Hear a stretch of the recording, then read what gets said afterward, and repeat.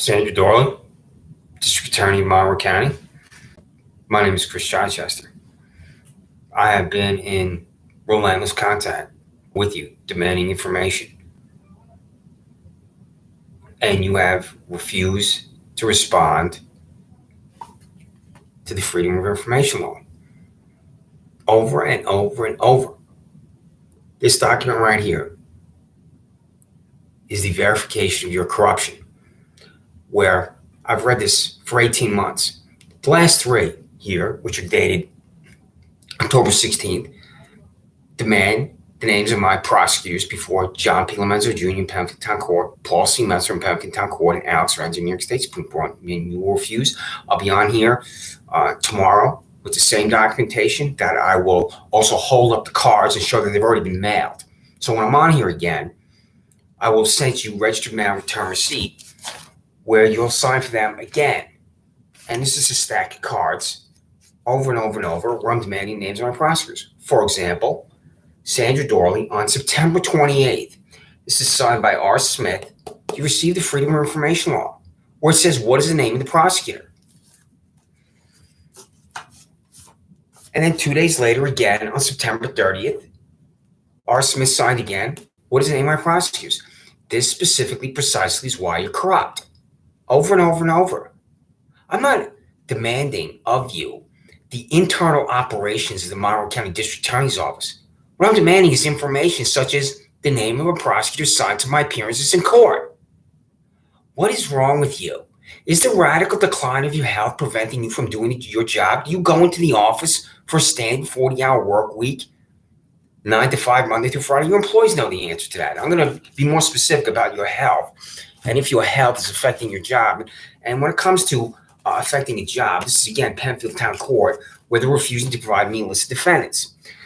So, Sandra Dorley, you were elected, and it's just you on the ballot with an opponent. That's it. The Republican, the Democrat, and you're elected. What I now know about New York is these bizarre and corrupt ballot access and election laws. Because your former employee, a true superwoman, Julie Hahn, and he or she is, and she's got some kind of Meryl Streep French Lieutenant's woman thing going on there. She's staring off into nowhere, trying to be a deep thinker here, like she's Socrates or something. So here is your employee, true superwoman, Julie Hahn.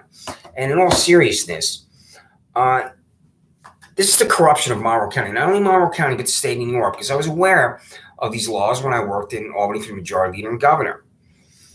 And a judge elected in the state of New York ideally should be elected with a majority, 51% of the vote. And these ballot access laws that allow multiple candidates to run are a disgrace. As I'm sure you know, in gubernatorial elections, for example, the Democrat candidate can run the liberal line, the Republican candidate can run the conservative line, and then it's the working families. The Independence Party, Thomas Golisano had a field day creating his own party, which was really a vehicle for his ego. But he was able to get on the ballot because the ballot access laws are a joke. And Julie Hahn sits on Monroe County Court because the ballot access laws are a joke and the elections are a joke. Here's the results of her election. I just want to scroll up here on WHAM so I can. This is on November 3rd, 2021. This is the day after. And I'm going to hold this up and you can hopefully see it for Julie Hahn. And the reason why I'm telling you this is because it's corruption. Here. If Julie Hahn is going to be on Monroe County Court, Julie Hahn should be the victor. These are the results for Monroe County Court Judge. 100% reporting WHAM. It's right there. Caroline Edwards Morrison ran on the Democrat, Republican, Conservative, Working Families. This is what I was just referencing here, and I didn't notice it before I looked at it. I mean, 4 ballot lines for the victor, and she won with 31.47% of the vote. And then in second in this 5-candidate field is Julie Hahn at 17.86% on a Republican Conservative. And then there's another Republican Conservative, Mary McCarthy is 17.59%. And then there's Doug Randall, a Democrat and working families candidate, 16.83%. And then there's Julie Sianka, another Democrat and working families candidate, 16.21%. So there are 5 candidates here, and 4 of them are on 2 ballot lines, and the victor, Caroline Edwards Morrison, is on 4 ballot lines. Excuse me. 4 of the candidates are on 2 ballot lines, and the victor, Caroline Edwards Morrison, is on 4 ballot lines. I want to make sure I said that right. I hope I didn't repeat myself twice. But so here's Julie Hahn at 17.86% of the vote. And just like Alex Renzi, who is responsible for the destruction of my life as state Supreme Court, well, he's in there with 23% of the vote. Here's Julie Hahn. 17.86% of the vote gets her in there to Monroe County Court. I mean, that's a total disgrace. That as I'm looking at this here, their names are highlighted in bold, and these 3 candidates are now judges. Mary McCarthy, 17.59, Caroline Edwards Morrison, 31.7, and your Julie Hahn at 17.86%. And this is her right here. 17.86% takes your former employee from the district attorney's office to Monroe County Court. And I'm going to read this interview with her. True superwoman, Julie Hahn. Because, Sandra Dorley, does a prosecutor talk in court? How am I in jail when a prosecutor doesn't talk in court? How am I in jail 6 times when a prosecutor doesn't talk in court? Why do you refuse to disclose the names of my prosecutor's silence? So this is by Kelly Brewer, Rochester Woman Online. I'm going to attach this link in this email, October 30th, 2021. Tell our readers a little bit about yourself and your background. Who is Julie Hahn? I'm a wife and a mother of 4 children. I have a stepson who is 13 and triplets, 2 boys and a girl who are 11 years old. My husband, Greg, and I have been married for 12 years. In my professional life, I'm an assistant district attorney with the Monroe County District Attorney's Office. I've been an assistant district attorney for 23 years. Sandra Dorley, did your prosecutor, Julie Hahn, as an assistant district attorney for 23 years, at any point talk to court? Answer my question. If you think that's a rhetorical question, it's not. I'm going to write this down. You tell me if she talked in court. Because how am I in jail when a prosecutor doesn't talk in court? Currently, I serve as the chief of the Major Felony Bureau, which is responsible for the prosecution of violent crimes and homicides in Monroe County that are not domestic related. I have served in this role since 2016. I've been a bureau chief since 2008 in other bureaus with the office, and also served as the deputy chief of the Major Felony Bureau. I believe, I do not know because she refused to disclose, that she was responsible for my concoction by $85,000 Don Benedetto of the sheriff's office, and employed with the last name Houlihan, for attempted felony assault on my back porch in Penfield. And what you should be thinking, you party-switching diva from hell, is what did Don Benedetto and Houlihan do on my back porch in Penfield? Because they were stalking me, and that's not an exaggeration. I leave my residence. I walk alongside my residence. Benedetto and Houlihan come running at me at midnight. I turn around and run away. I never stopped. I said this over and over on YouTube. I ran up the back porch. I grab a hammer that's next to the back porch. Houlihan grabs my arm. I pull away. I run through the sliding glass door. I'm charged with attempted felony assault by Houlihan. Houlihan purged himself to your grand jury convened by Michelle Crowley.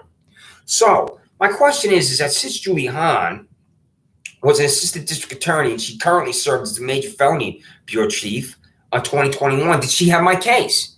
Was Julie Hahn my prosecutor and not Michelle Crowley? Who's my prosecutor? She says that she's the chief of the Major Felony Bureau. I'm charged with a felony by Benedetto and Houlihan. Is Julie Hahn my prosecutor? Is Julie Hahn the one that stood in Penfield Town Court and didn't talk? I don't know, because you're refusing to disclose, despite the fact that I've used the Freedom of Information law upon you. Question to Julie Hahn from Rochester Woman Online. Where are you from? Tell us about where you grew up and your family. I grew up right on the border of Rondequoit in the city of Rochester. My parents divorced when I was very young, so I was raised primarily by my mother. My older brother and I lived with her and saw her dad on weekends, but she was our primary caretaker. Being a single mom, she worked multiple jobs to make ends meet. My brother and I had to learn to take care of ourselves at a young age because our mom had to work. I cooked, cleaned, did the laundry, my schoolwork. We didn't have a lot. We lived in a small apartment. I had to work together to keep the household running. My mother depended on us to help her, and we did the best we could. All right, well, that's pro forma language about her life. Where did you go to school and what made you choose your career path? I graduated from Bishop Kearney High School in 1991. I earned my bachelor's degree from St. John Fisher College in 1995. I earned my law degree from the University of Buffalo School of Law in 1998. I passed the New York State Massachusetts bar exams in 1998 and became a licensed attorney in January 1999, which is when I started my career at the district attorney's office. I knew at a young age that I wanted to be a lawyer. A friend of my mother was a court reporter, and I recall going to court one night with her so we could meet her friend to go to dinner. As I watched the proceedings, I was impressed by the role of the attorneys in the courtroom. Here, your employee, Julie Hahn, says, I'm going to say this again, for that corrupt brain on you, Sandra Dorley. She said, as I watched the proceedings, I was impressed by the role of attorneys in the courtroom. When Julie Hahn, your former employee, who's now a judge, watched the proceedings, what do you think happened during the proceedings, Sandra Dorley? Prosecutors talked in court. That's what happened. That's why they're called proceedings, Sandra Dorley. I was impressed by the role of attorneys in the courtroom. What's the role of an attorney in a courtroom, Sandra Dorley? It's to talk in court and accuse the defendant of a crime, detail a crime. Not for me ever. Not one time. Not one sound. Not one sentence. Not one syllable has ever exited the mouths of every single prosecutor assigned to my cases, and I've been in jail 6 times. How's that happen even once?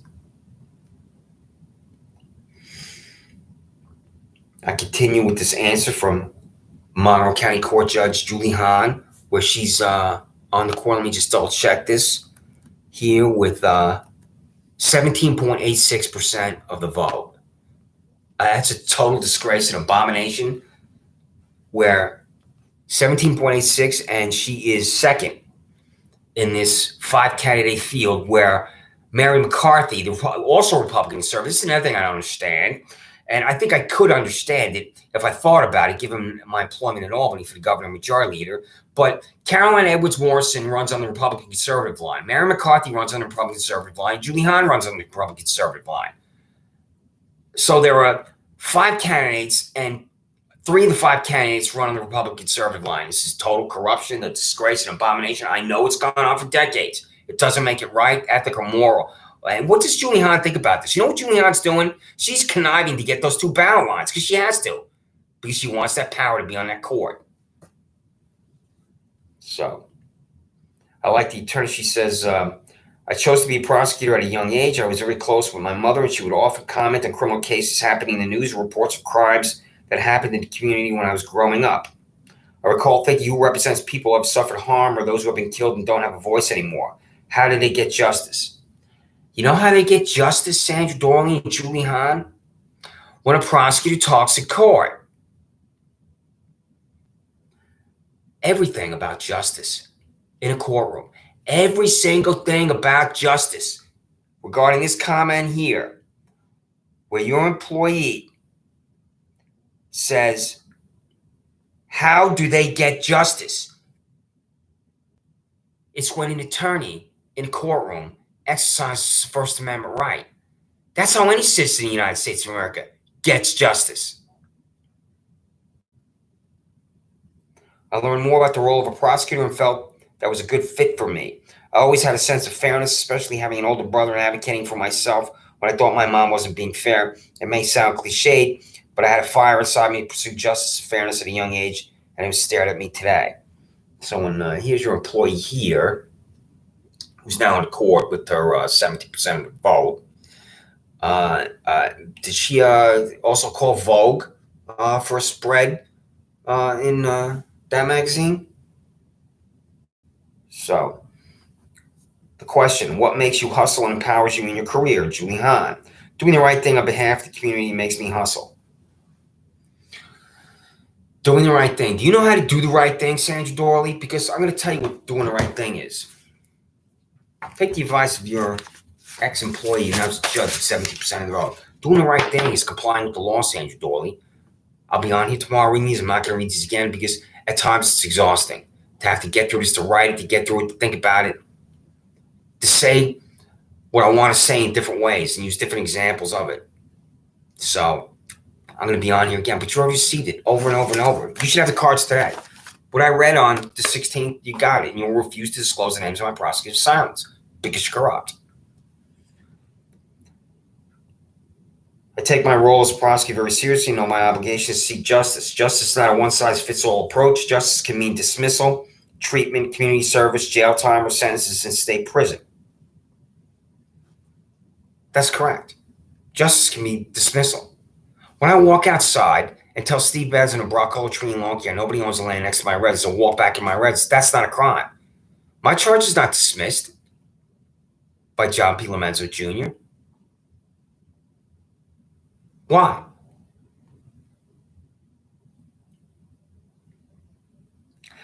I continue with Julie Hahn's language. I have to consider all aspects of a case, the facts, the law, safety, community, the impact on the victim and the accused. I often make difficult decisions that take all of these aspects into account in order to serve the community the best way possible, while always fulfilling my obligation to seek a just result. I am empowered by the results I achieve for people in the courtroom. The cases I personally handle involve some of the most serious and horrific crimes where people have been killed or seriously injured. Families are often devastated and going through criminal justice process is daunting and complex. Families are also, quote, families are often devastated. Because of what you have done to me, District Attorney Sandra Dawley and Sheriff Todd Baxter and these fanatical judges like Paul C. Metz from John P. Lomenzo Jr. in Penfield Town Court, and Alex Renzi in New York State Supreme Court, prosecutors never talk. I no longer speak to my mother and father, who are at the end of their lives, and I will not for the rest of their lives. I do not know if my mother and father are alive or dead. If I'm told that they're dead, then that's the way it is. If I'm told that my mother and father has died and there's a funeral scheduled, I will not attend it. I'm not trying to be dramatic here, and I hesitate to disclose information like this. The reason why I said this on this open forum that is YouTube is that you have obliterated my humanity with your prosecutors of silence, Sandra Dawley.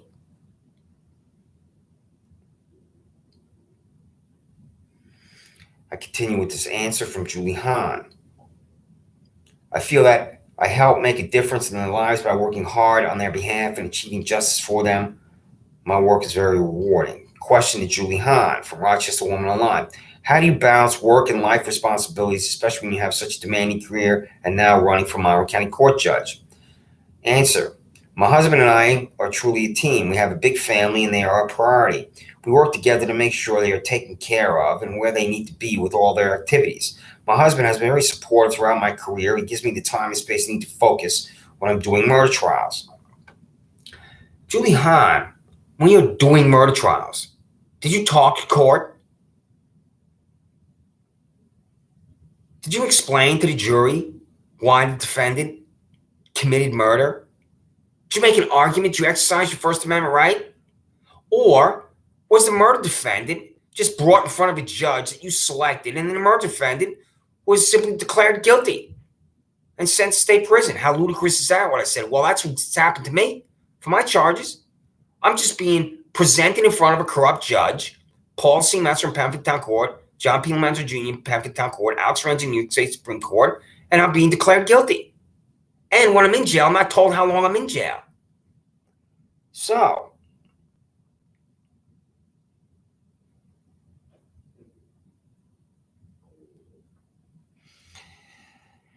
question to Julie Hahn. Who inspires you to live your best life?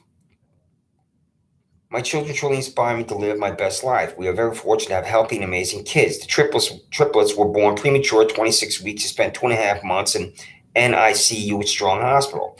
They had many health issues and complications that ultimately resolved. Those days were very difficult, but we had faith they would pull through and come home, and they did. We're so fortunate that they do not have any health issues now. When the triplets were babies, my oldest son, Gianni, always wanted to help take care of them and look out for them. As they have grown, he's truly fulfilled his role as big brother. The kids are reminded to value every day and be grateful for the blessings in life. What would you, Julie Hahn, think if Gianni came to you one day in the future, 20 years from now, and he said he went to a gym and he sat down on a bench press and a man came up to him and motioned with his hand from left to right to get off the bench press.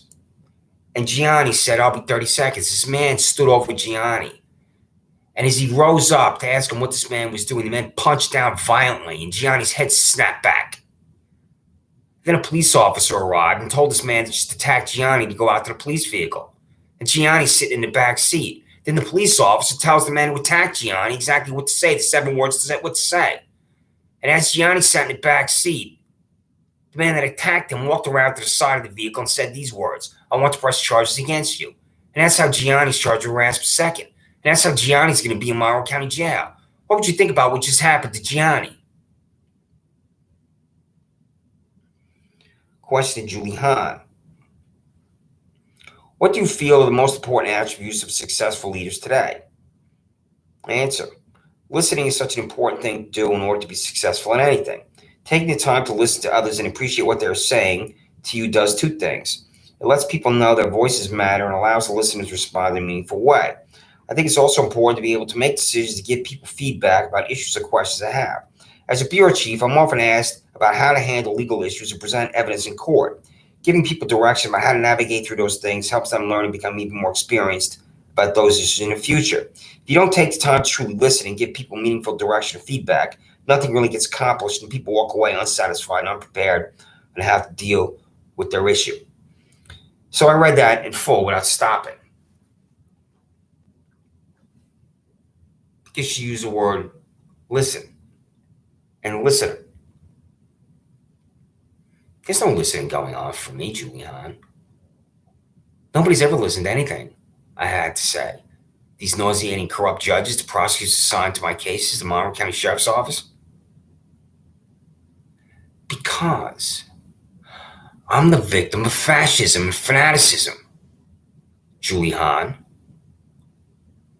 I've attached a YouTube that explains what's happened to me. And I also have a channel where everything's on there. 80 times I've been on YouTube. I'm not talking to Todd Baxter or Sandra Dorley every time. I'm talking to the United States Department of Justice. So, in this quote that I just read, give people feedback about issues or questions they have. I'm expecting feedback, Julie Hahn.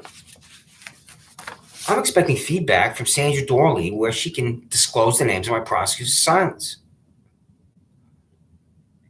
Were you, Julie Hahn, one of my prosecutors? I don't know.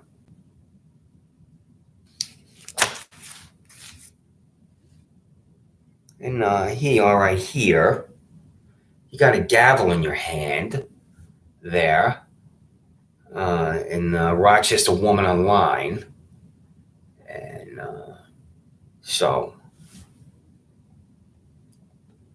question right after that picture: where do you see yourself a year from now, 3 years, 5 years? As a Monroe County court judge? Well, that's where you are now. What would you say the top 3 skills need to be a powerful, empowering leader in the judicial system? Be a good listener, have patience, and be decisive, fair enough. Question to Julie Hahn. Who would you define as your female hero and why? My mother's my hero. She died when I was 17 years old during my senior year of high school. We were very close and her death was devastating to me. My mother was diagnosed with AIDS when I was 13 years old.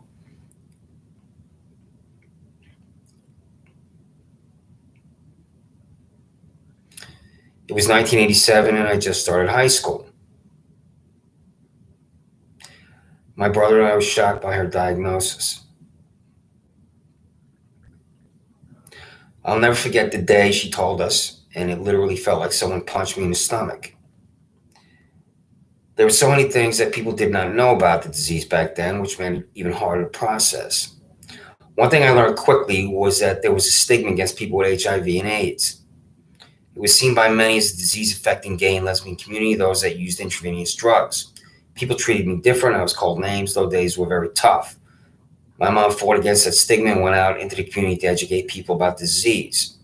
She would tell people how she did not fit into the stereotype people had about those who suffered from HIV and AIDS. Her message was for people to move past the stereotype and realize that anyone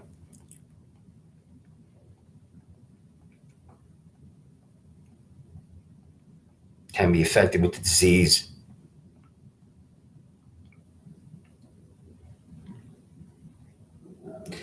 And to view those affected by the disease as human beings.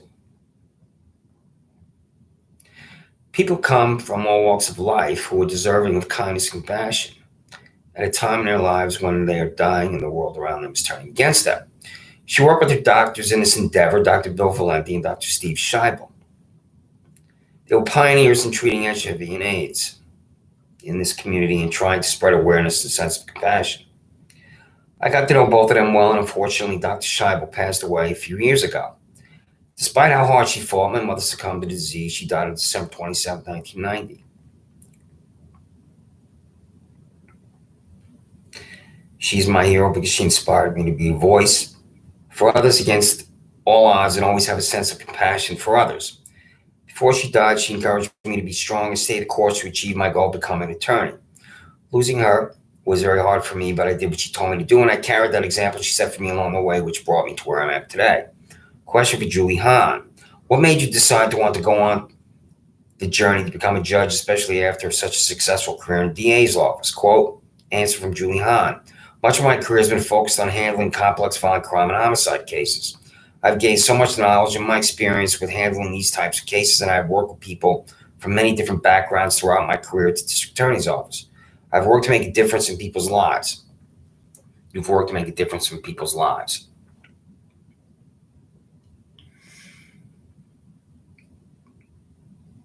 Do you seek justice, Julie Hahn, in people's lives? You've worked to make a difference in people's lives.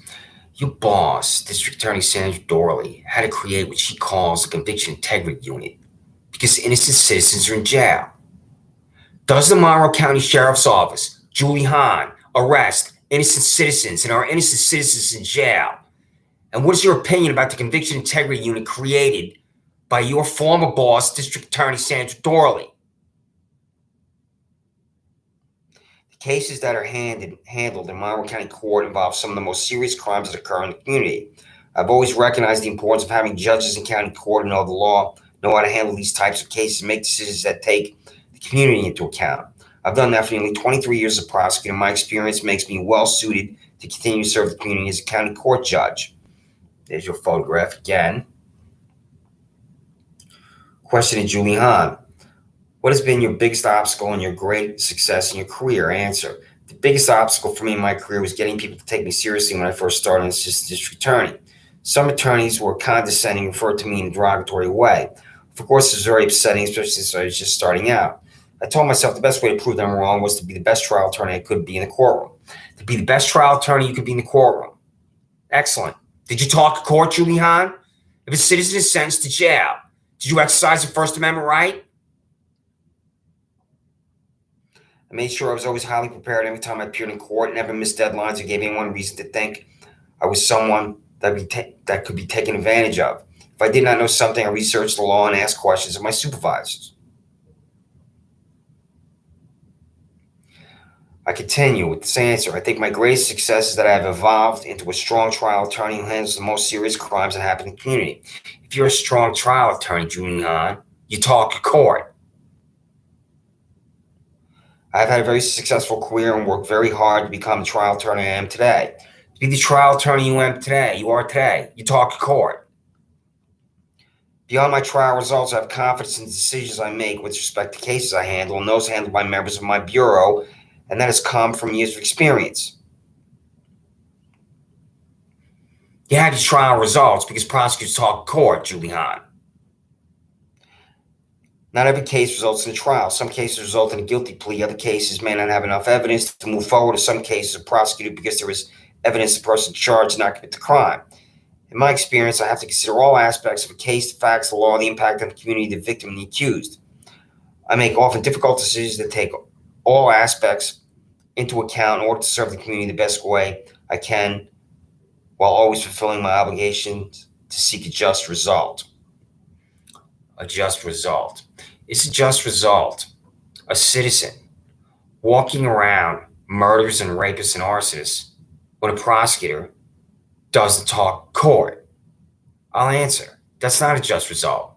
That's fanaticism, extremism, and hatred.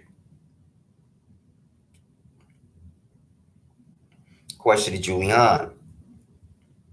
What goes through your mind when you think of women who have set on the bench before you, what would you do the same or be different? What do you feel will make you a successful judge? Answer.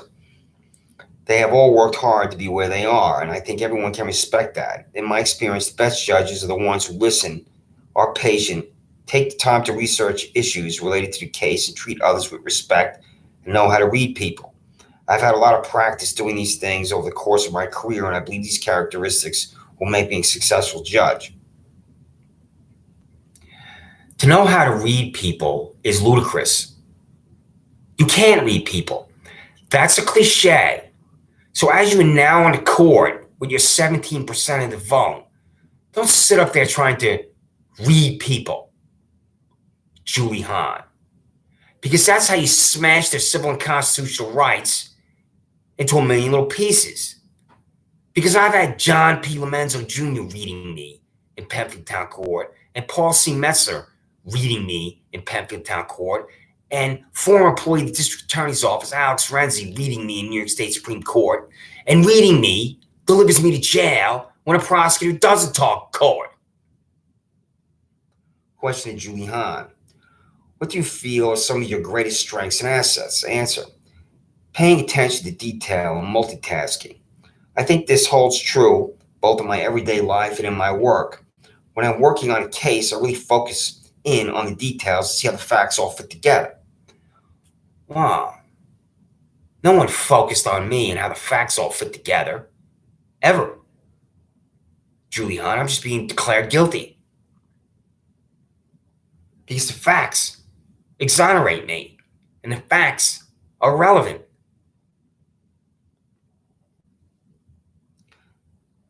Trial work involves putting everything together from different sources: police, civilian testimony, medical testimony, forensic testimony, and so much more. I haven't had any testimony. There's no police testimony. There's no civilian testimony. There's no testimony whatsoever because the prosecutors never talked in court. There's not a witness box for witness testimony in Penfield Town Court. It's total silence is delivering me to jail 6 times. I continue with your answer. You have to know how to present the case in a way that the jury can easily follow and understand. I haven't faced a jury. If I'm charged with attempted felony assault on my back porch, which I was, there's no jury for me.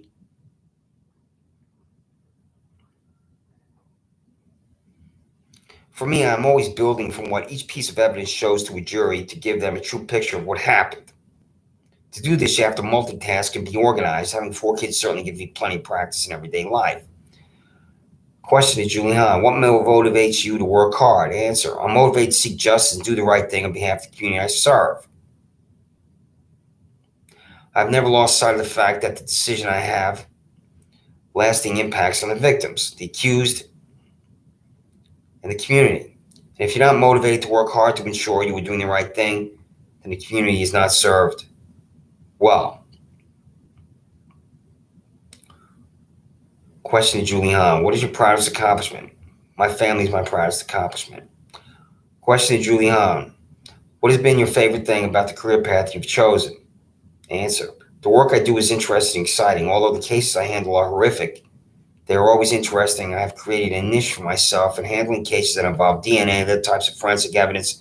That has always been an interest of mine. I also work on cold case homicides, which I really enjoy. Additionally, I have on-call duties to respond to homicide scenes 3 months out of the year, work alongside with homicide investigators at the scene, and that has always been interesting. This is extremely disturbing. You as a judge are going to homicide scenes?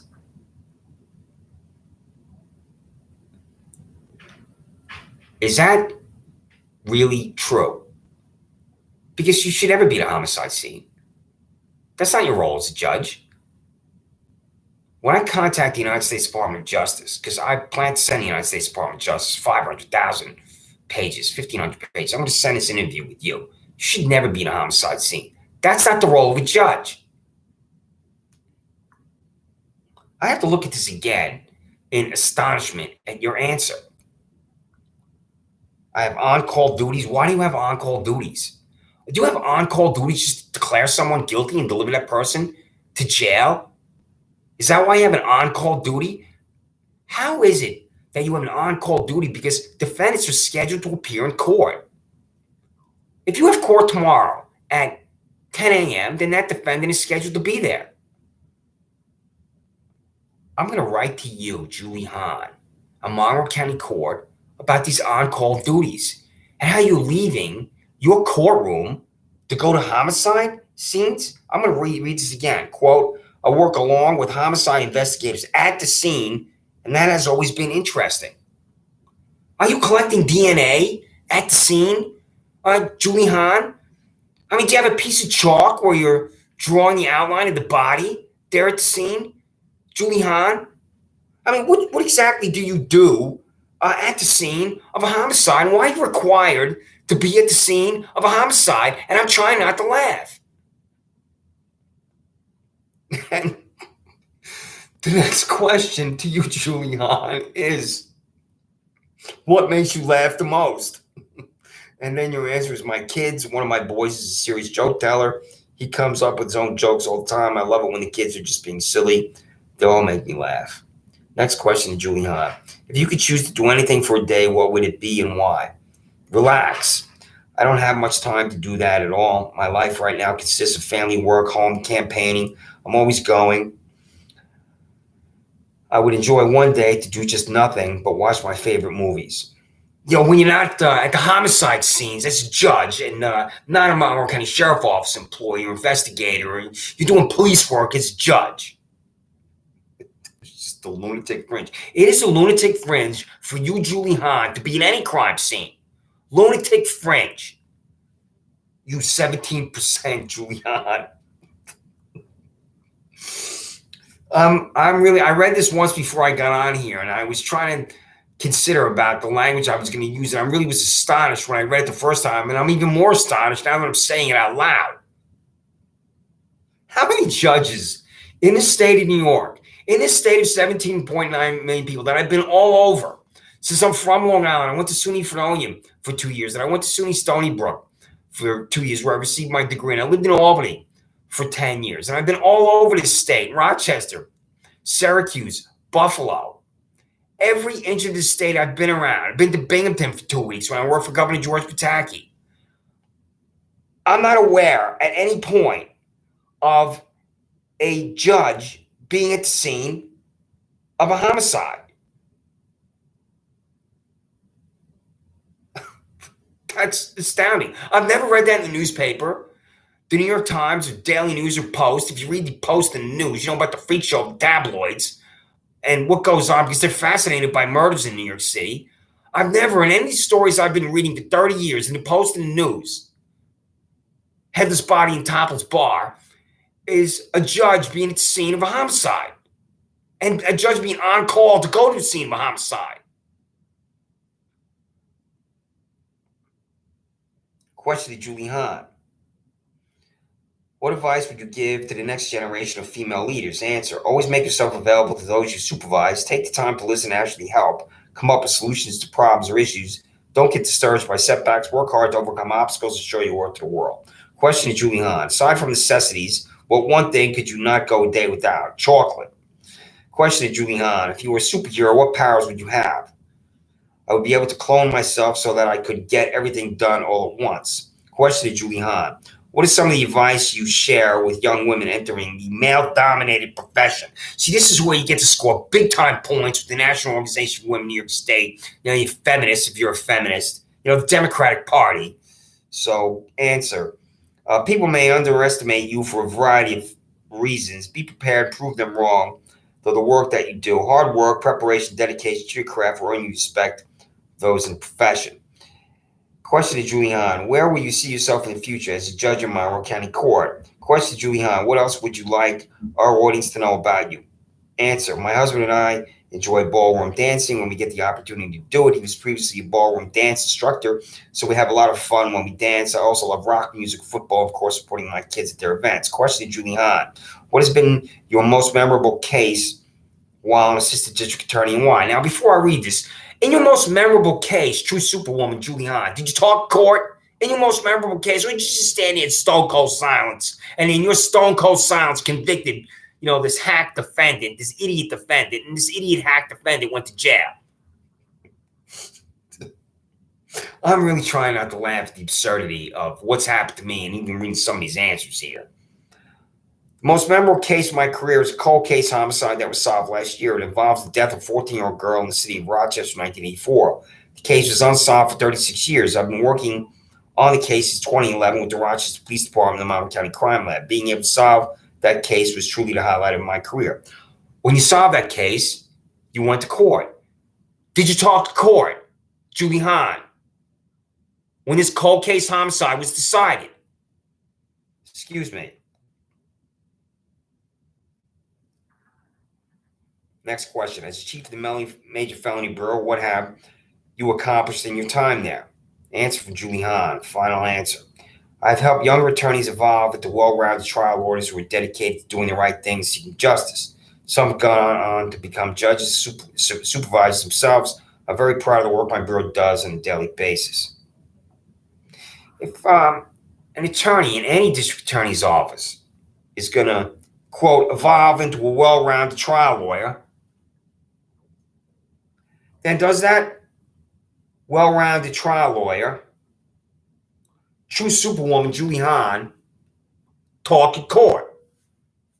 The answer is yes, but not for me. So, now Julie Hahn, this is what, I'm not going to read every one of these, but this is why your boss is corrupt. And you exist in a delusional 1984 where you don't know she's corrupt. You will never know.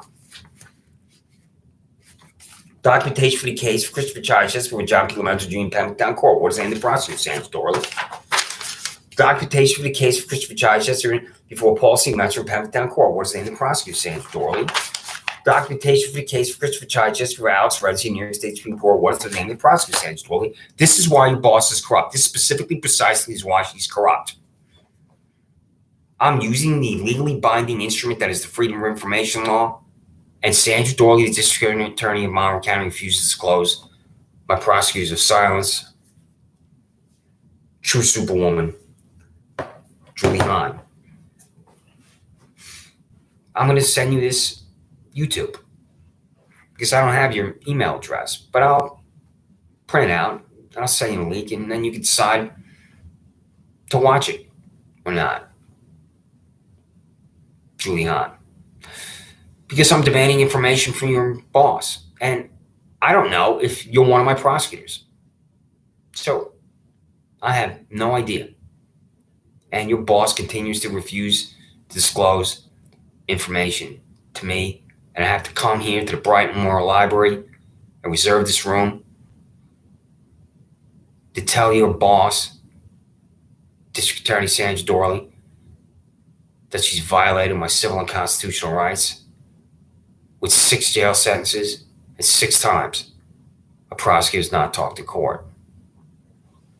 My name is Christopher Chichester. I have never committed a crime.